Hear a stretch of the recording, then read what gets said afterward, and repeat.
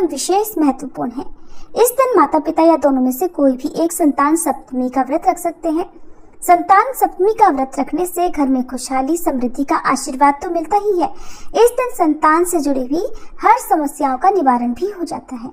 इस शुभ दिन पर भगवान शिव और माता पार्वती जी के साथ ही भगवान श्री कृष्ण के बाल स्वरूप की पूजा करके व्रत की कथा का श्रवण करना चाहिए। तो प्रिय भक्तजनों, अब आपको सुनाते हैं संतान सप्तमी की कथा। आप सब भी अपनी अपनी संतान की दीर्घायु के लिए, उनके सुखद भविष्य की कामना के लिए इस कथा को सच्चे मन से जरूर सुनिएगा। एक दिन महाराज युधिष्ठिर ने भगवान श्री कृष्ण से कहा, हे प्रभु, कोई ऐसा उत्तम व्रत बतलाइए जिसके प्रभाव से मनुष्यों के अनेकों सांसारिक क्लेश दुख दूर होकर वे पुत्र और पौत्रवान हो जाएं। ये सुनकर भगवान श्री कृष्ण बोले, हे राजन, तुमने बड़ा ही उत्तम प्रश्न किया है। मैं तुमको एक पौराणिक इतिहास सुनाता हूँ, ध्यान पूर्वक सुनो। एक बार लोमश ऋषि ब्रजराज की मथुरापुरी में वसुदेव जी के घर गए। ऋषि राज को आया देखकर वे दोनों अत्यंत प्रसन्न हुए और उनको उत्तम आसन पर बिठाकर उनका अनेक प्रकार से वंदन और सत्कार किया। फिर मुनि के चरणोदक से अपने घर और शरीर को पवित्र किया। वह प्रसन्न होकर उनको कथा सुनाने लगे। कथा को कहते हुए लोमश ऋषि ने कहा कि हे देवकी, दुष्ट दुराचारी पापी कंस ने तुम्हारे कई पुत्र मार डाले हैं, जिसके कारण तुम्हारा मन अत्यंत दुखी है। इसी प्रकार राजा नहुष की पत्नी चंद्रमुखी भी दुखी रहा करती थी, किंतु उसने संतान सप्तमी का व्रत विधि विधान सहित किया, जिसके प्रताप से उनको संतान का सुख मिला।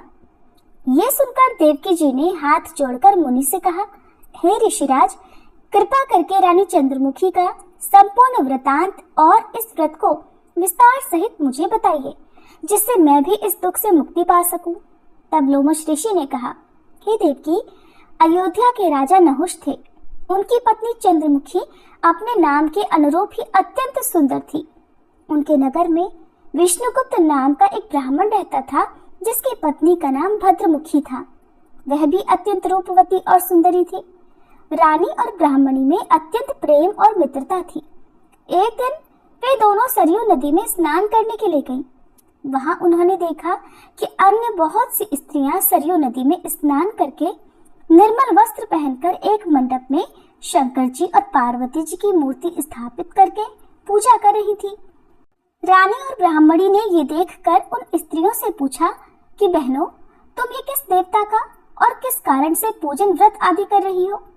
ये सुनकर स्त्रियां कहने लगी कि हम संतान सप्तमी का व्रत कर रही हैं और हमने भगवान शिव और पार्वती जी का पूजन चंदन अक्षत आदि से षोडशोपचार विधि से किया है। ये सब इसी पुण्य व्रत का विधान है। यह सुनकर रानी और ब्राह्मणी ने भी इस व्रत को करने का मन ही मन संकल्प लिया और फिर वे दोनों अपने घर वापस लौट आई। ब्राह्मणी भद्रमुखी तो इस व्रत को नियम पूर्वक करती रही, किंतु रानी चंद्रमुखी राजमद के कारण कभी इस व्रत को करती, कभी नहीं करती, कभी भूल हो जाती। कुछ समय के बाद दोनों की मृत्यु हो गई। अपने दूसरे जन्म में रानी बंदरिया और ब्राह्मणी ने मुर्गी की योनि पाई, परंतु ब्राह्मणी मुर्गी की योनि में भी कुछ नहीं भूली और भगवान शंकर तथा माता पार्वती जी का ध्यान करती रही। उधर रानी बंदरिया की योनि में भी सब कुछ भूल गई। कुछ समय के बाद दोनों ने ये देह भी त्याग दी। अब इनका तीसरा जन्म फिर से मनुष्य योनि में हुआ।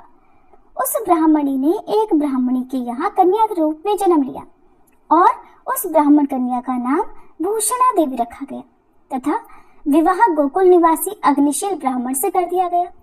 भूषणा देवी इतनी सुंदर थी कि वह आभूषण रहित होते हुए भी अत्यंत सुंदर लगती थी।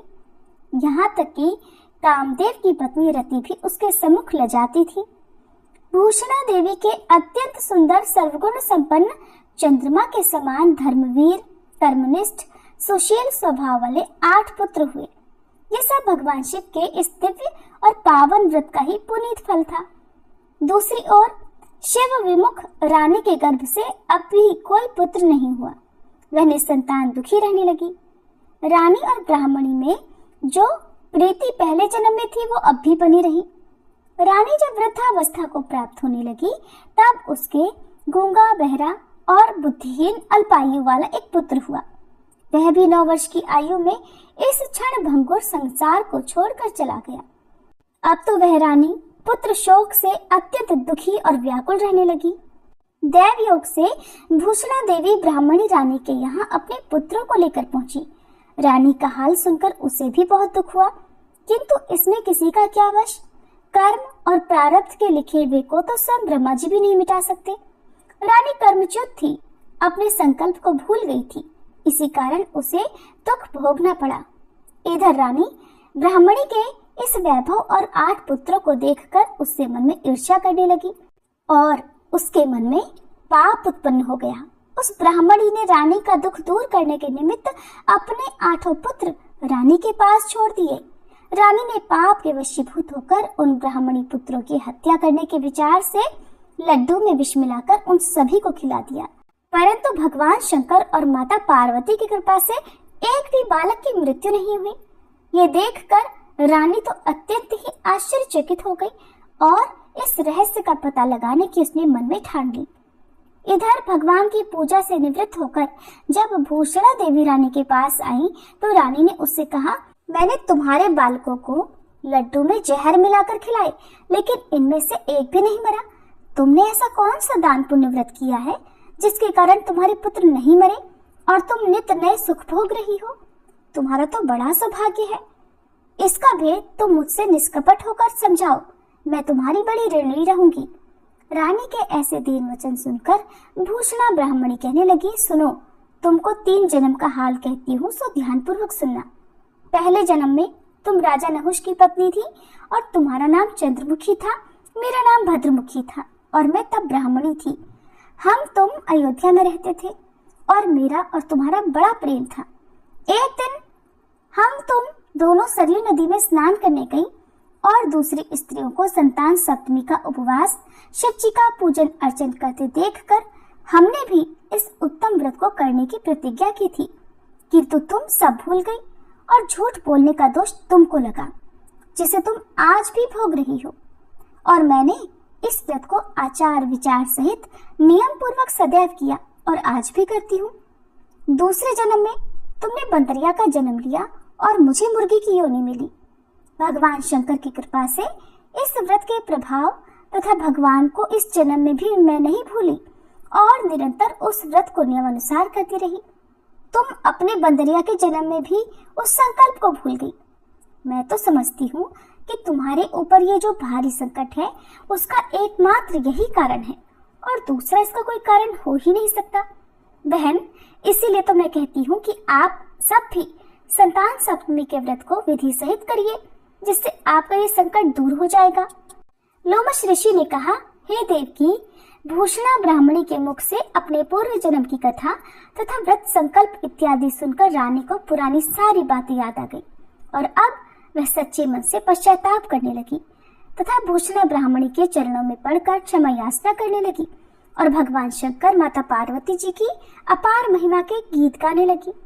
उस दिन से रानी ने नियमानुसार संतान सप्तमी का व्रत किया, जिसके प्रभाव से रानी को संतान सुख भी मिला और संपूर्ण सुख भोग कर रानी शिवलोक को गई। भगवान शंकर के व्रत का ऐसा प्रभाव है कि रास्ते से भटका हुआ मनुष्य भी अपने रास्ते पर चलने लगता है और अनंत ऐश्वर्य भोग कर अंत में मोक्ष प्राप्त करता है। लोमश ऋषि ने आगे कहा, हे देवकी, इसीलिए मैं तुमसे भी कहता हूँ कि तुम भी इस व्रत को करने का संकल्प अपने मन में करो तो तुमको भी संतान सुख मिलेगा। इतनी कथा सुनकर देवकी जी हाथ जोड़कर लोमश ऋषि से पूछने लगी, हे ऋषिराज, मैं इस पुण्यदायी उपवास को अवश्य करूंगी, किंतु आप इस कल्याणकारी और संतान सुख देने वाले उपवास का विधान, नियम आदि विस्तार से समझाइए। ये सुनकर ऋषि बोले, हे देवकी, ये पुनीत उपवास भादो भाद्रपद के महीने में शुक्ल पक्ष की सप्तमी तिथि के दिन किया जाता है।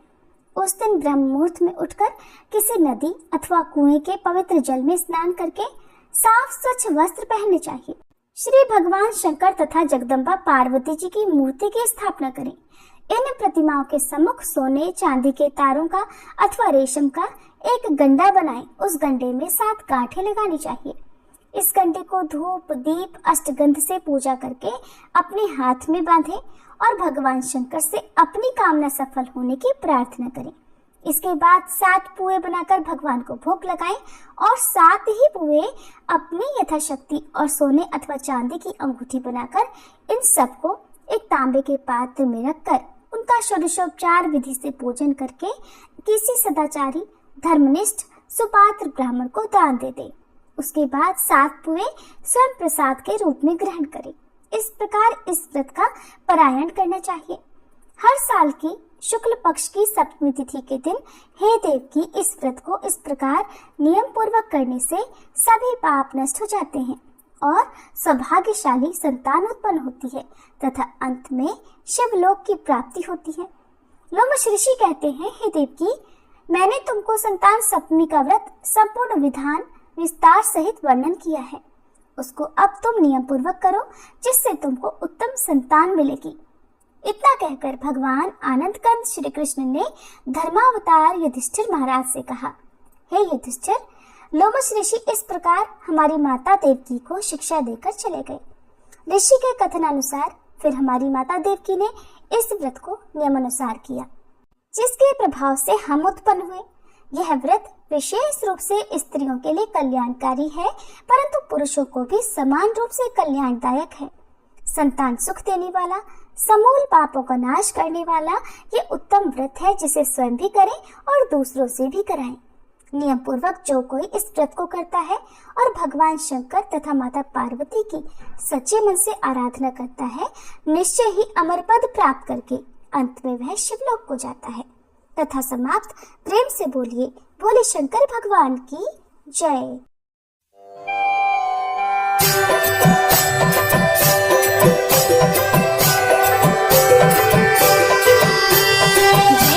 जय गणेश देवा, माता जाकी पार्वती पिता महादेवा। जय गणेश देवा, माता जाकी पार्वती पिता महादेवा। एक दंत दयावंत चार भुजाधारी, मस्तक सिंदूर सोहे मूस की सवारी। एक दंत दयावंत चार भुजाधारी, मस्तक सिंदूर सोहे मूस की सवारी। चढ़े फूल चढ़े और चढ़े मेवा, लड्डूअन का भोग लगे संत करे सेवा। जय गणेश देवा, माता जाकी पार्वती पिता महादेवा।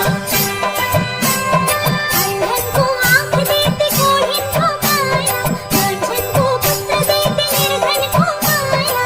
अंधन को आँख देते कोढ़िन को काया, अंधन को पुत्र देते निर्धन को माया। श्याम शरण आए सफल कीजे सेवा, माता जाकी पार्वती पिता महादेवा। जय गणेश देवा, माता जाकी पार्वती पिता महादेवा। दीनन की लाज रखो शंभु सुत वाही, कामना को पूर्ण करो जग बलिहारी। दीनन की लाज रखो शंभु सुत वाही, कामना को पूर्ण करो जग बलिहारी। जय गणेश देवा,